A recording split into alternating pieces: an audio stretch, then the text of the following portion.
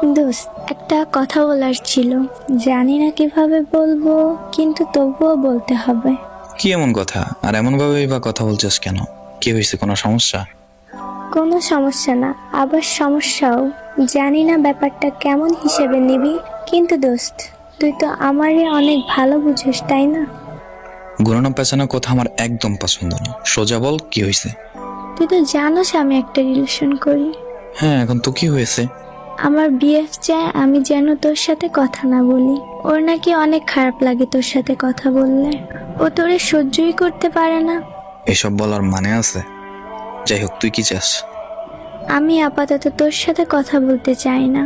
তোরে নিয়ে আমাদের রিলেশনে অনেক প্রবলেম হয়, প্রতিদিনই ঝগড়া হয়, যেগুলো খুবই সমস্যার।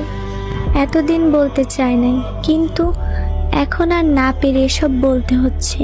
জানি না তুই কিভাবে ব্যাপারটা নিবি, কিন্তু দোস্ত, তুই আমার বেস্ট ফ্রেন্ড ছিলি অ্যান্ড থাকবি।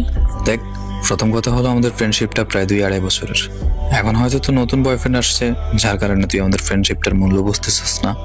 কিন্তু হ্যাঁ, এটা ভাইবা নিস, বয়ফ্রেন্ড কখনোই ফ্রেন্ড কিংবা বেস্ট ফ্রেন্ডের জায়গায় আসতে পারে না। আমি সবসময় তোর পাশে থাকার চেষ্টা করতাম এবং তোর মন ভালো হওয়ার কারণ হতাম। আর বাকি রইল কারোর সমস্যা। দোস্ত, আমার নিয়ে কারো লাইফে কিংবা কোথাও সমস্যা হলে, সেটা যে কোনো স্থান হোক, আমি আর সেখানে থাকি না। যেহেতু তোদের দুজনের মধ্যে আমি একটা সমস্যা, সেহেতু আমিও তোদের ওই অসুবিধা কিংবা সমস্যা হয়ে থাকতে চাই না। দোস্ত, তুই হয়তো রাগ করছিস, কিন্তু দোস্ত, লাইফ পার্টনার হিসেবে একজনকে খুঁজে নিতেই হয়।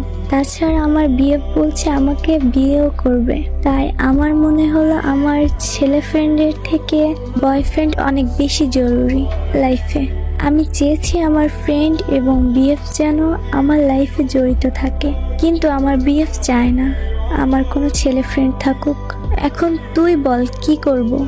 বিয়ের স্বপ্ন তো অনেক ছেলেই দেখায়, যাই হোক, হয়তো তোরও দেখায়। এখন কথা হচ্ছে, তোর বয়ফ্রেন্ড যেহেতু জেলাস ফিল করে, যেহেতু আমার তো লাইফে না থাকাই ভালো।